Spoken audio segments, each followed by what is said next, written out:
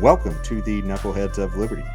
And so in Michigan, and maybe I could get that story up here, have said they're going to allow school bus drivers and cafeteria workers to teach your kids now because they're running short on teachers because a lot of teachers are being just, I guess, paid by Biden and others to just stay home.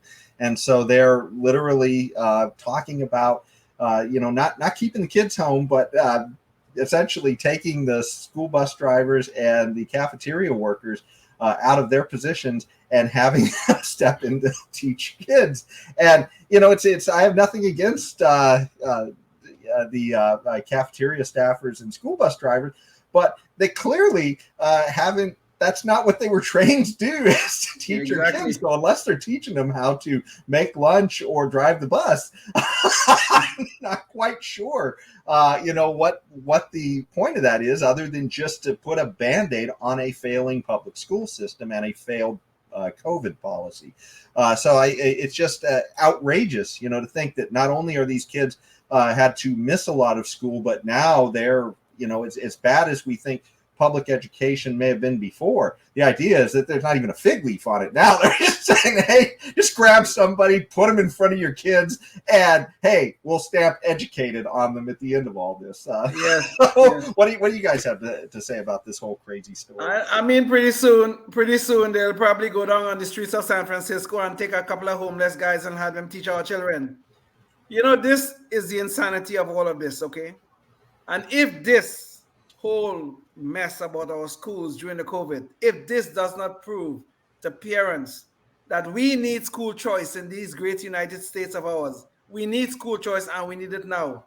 If this doesn't prove that to the parents of this country, then we in a deep ditch from which we will never return. When you think about it, public education in America is a national disgrace. It really is. It's something to be ashamed of. It truly is something to be ashamed of. I mean, this is probably one of the things that would make anyone be ashamed to be an American citizen, is the public education. And I mean, if you look at what is going on in the urban centers of America, where black and brown kids are so miseducated and ill-educated, it makes you want to cry at times to think that this is happening in this great land where we have all this wealth around us. But the reason why we are having these things is the central planners. The central planners have all decided one size should fit all. We should have this zip code tyranny, and then we're going to have Joe Biden and company coming and paying teachers to stay home. And then what do we end up with? We have it now, bus drivers going to teach our children. We have it now, cafeteria workers going to teach. Just to clarify too, when you said zip code tyranny, for anybody who's not sure what that means, it means you're locked into wherever you happen to live. That's where your kid is going to go to school. Exactly. Sorry, Leon, I just wanted to make sure that's clear. And this is leading to one outcome, is the misery of our children. And this is what central planners always do, produce misery. Look at what have happened to our kids as a result of the COVID. They had to stay home, and they stayed home for no reason. There was no science to back it up. It is just a national disgrace, and we need school choice, and we need it now.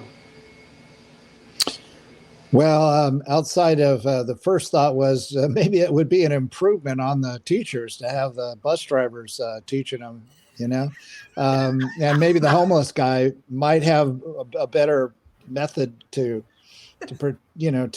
get across mathematics and science to these kids. Tim, they might be giving them some survival skills after they get that diploma. How they're going to get by. Oh, for sure. I mean, if nothing less, at least the homeless guy would probably have some stories for them to share and keep them engaged, because the rest of the time they're just probably bored out of their minds. Anyway, no, if I was serious, I would just agree with what Leon had to say. And Leon also, he always has the same solution, because that's the solution, is school choice. And it is a disgrace. I mean, it's just, we're supposed to be the greatest country in the world. And many many ways we are. I mean, it's not like I want to leave, but so many ways it is disgraceful. Yes. And this whole massive, when you have 50 laboratories that you can do all kinds of things, to have a Department of Education. I mean, this is the dumbest thing we ever did. Right. And everything went downhill after that was enacted. You could just follow it. So anyway, yeah, I don't have anything to add. Well, that's of substance, put it that way. Well, to add one thing of substance to the whole thing, part of the issue with the competition and choice is I can't imagine a better time to have had competition and choice, because we're dealing with a new uncertain situation. And this would have allowed for there to be different models springing up of how to deal with this. Some people would have tried things that didn't work. Some things might have tried things that worked. And we'd be moving on to a path that allowed for, maybe a better system. Instead, we got one bad choice that is now saying they're going to put people who clearly haven't been trained to teach your kids, and they're going to put those people in front of your kids. It's mind-boggling. And I mean, Jason, maybe some parents might elect to have their kids go online. Some parents may elect that, but let them choose that for their children if that is their choice. But to say that we locked into this nonsense, this tyranny of the zip code, it's painful to think about it. What is it doing to our children and our grandkids?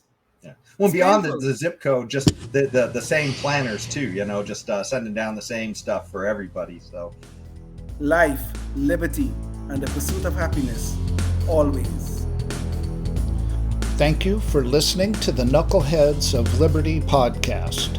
Find us on Facebook, Rumble, YouTube, your favorite podcast network, and at knuckleheadsofliberty.com.